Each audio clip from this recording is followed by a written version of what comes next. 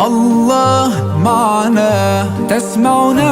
آج ماں باپ اور تعلیمی ادارے یعنی خاندان اور تعلیمی ادارے کے درمیان گیجٹس جو ہیں وہ زیادہ اہم رول پلے کر رہی ہیں. بالکل.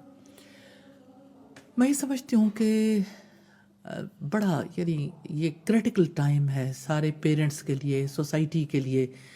سب کو سر جوڑ کے سوچنا چاہیے اپنی نسلوں کے لیے کہ ہم آنے والوں کے لیے کیا کچھ کر رہے ہیں اور ہم کس طرح کی نسل جو ہے اپنے پیچھے چھوڑ کے جا رہے ہیں.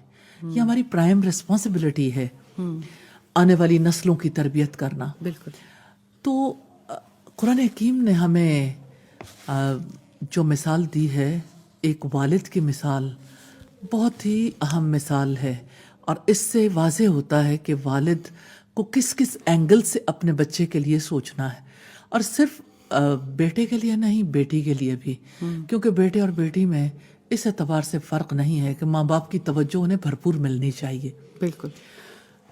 تو لقمان حکیم کی وصیتوں میں اگر ہم دیکھیں تو ایک پوری پرسنالٹی کا جو ہے وہ سانچہ نظر آتا ہے. بالکل ایسے ہی کہ عقیدہ کیسا ہو، پھر یہ ہے کہ عبادت کیسی ہو، مزاج کیسا ہو، سوچ کس طرح کی ہو، اخلاق کیسا ہو، اخلاق کیسا ہو، پھر یہ کہ آپ کی چال ڈال کیسی ہو، آواز کس طرح کی ہو.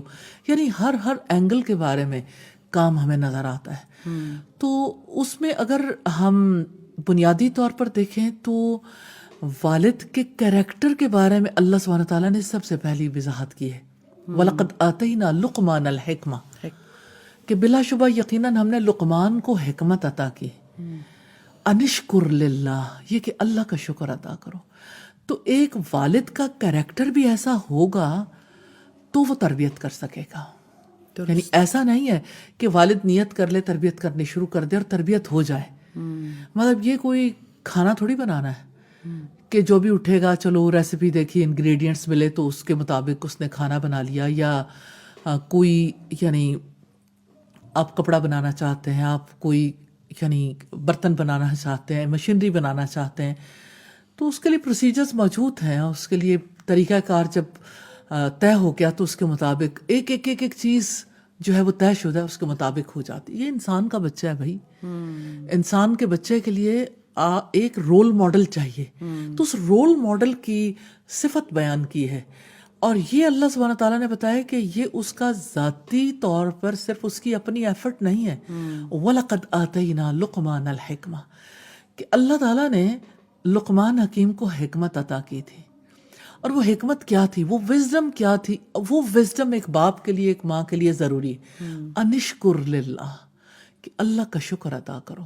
گریٹیٹیوڈ سب سے بڑی بات ہے، اور اس پہ ہم پہلے بھی بہت بات کر چکے کہ شکر کتنی بڑی چیز ہے. اگر ہم اب خود بھی شکر گزار نہیں ہوں گے اللہ تعالیٰ کے بھی اور اللہ کے بندوں کے بھی، تو ہم اگلا عمل تو کر ہی نہیں سکتے. بالکل ایسی بات ہے.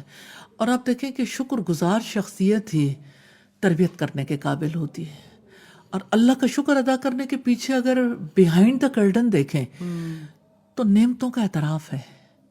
نعمت کو اللہ سبحانہ تعالیٰ کی طرف منسوب کرنا، اللہ تعالیٰ کو پہچان لینا، ہر چیز کے پیچھے اس کو کار فرما دیکھنا، یہی چیز تو ہے جو انسان کی شخصیت کی تعمیر کرتی ہے. تو جب اپنے اندر ایک چینج آتی ہے تو اولاد کے اندر چینج لانے کے لیے پھر اس طرح سے کوشش ہوتی ہے جیسے لقمان حکیم نے اپنے بیٹے سے کہا تھا، یا بنیا، اے میرے چھوٹے بیٹے، انہا ان تک مثقال حبۃ من خردل فتکن فی صخرۃ، کہ اگر کوئی رائی کے دانے کے برابر ذرہ کسی چٹان کے نیچے ہو، آسمانوں میں ہو یا زمین میں، اللہ تعالیٰ اسے لے آئے گا. آپ امیجن کریں گے کہ ایک انسان کے شعور کو کہاں لگا دیا کہ وہ امیجن کرے کسی چٹان کے نیچے ایک چھوٹا سا دانہ ہے جو چلا گیا، نظر سے دور ہو گیا، اللہ کی نظروں سے نہیں بچ سکتا. وہی اٹھا.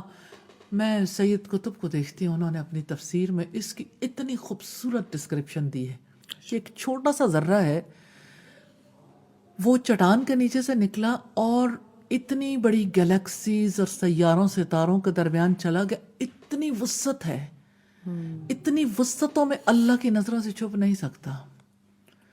اور وہی دانہ, وہی ذرہ زمین پر اتر آیا ہے. اور اب امیجنیشنز ہے نا, آپ امیجن کرواتے ہو اپنی اولاد کو بھی, خود امیجن کرتے ہو, امیجن کرواتے ہو کہ پھر وہ زمین پہ آ گیا.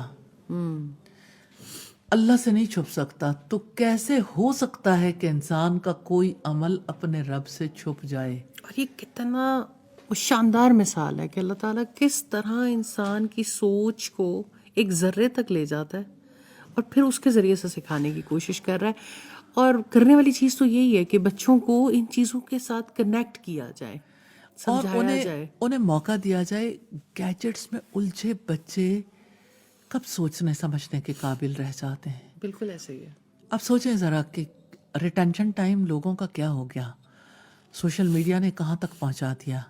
اسکرین ٹائم کے بڑھنے کی وجہ سے صورتحال یہ ہو گئی کہ لوگ غور و فکر کرنے کے قابل نہیں رہ گئے. لوگوں کے وزڈم جو ہے سب سے زیادہ متاثر ہوئی. اصل میں وزڈم متاثر ہو رہی ہے, یعنی تو وزڈم کے بغیر تربیت نہیں ہو سکتی. اور آپ دیکھیں کہ وہ ماں تربیت کر رہی ہے کہ جو بچے کو گود میں لیے ہوئے فیڈ بھی کرا رہی ہے اور موبائل پہ دیکھ رہی ہے, اور اس کا سارا دھیان جو ہے ٹک ٹاک پہ ہے یا انسٹا پہ ہے یا مختلف سوشل میڈیمز پہ ہے. سامنے اس کی LED اسکرین بھی لگی ہوئی ہے, وہاں پہ کوئی مووی چل رہی ہے, یہاں پہ کوئی سوشل میڈیا ایکٹیویٹی چل رہی ہے.